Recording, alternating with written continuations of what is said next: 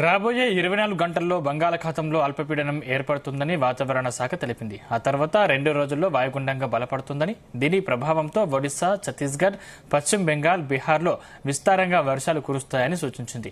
ఆంధ్రప్రదేశ్పై దీని ప్రభావం స్వల్పంగా ఉంటుందని అంచనా వేస్తున్నారు. ఏపీలో రాబోయే 3 రోజుల్లో తేలికపాటి నుంచి ఓ మోస్తరు వర్షాలు కురిసే అవకాశం ఉందని అమరావతి వాతావరణ శాఖ తెలిపింది. ఈ నెల 20 నుంచి అక్టోబర్ మొదటి వారం వరకు కోస్తా జిల్లాల్లో విస్తారంగా వర్షాలు కురుస్తాయని సూచించారు.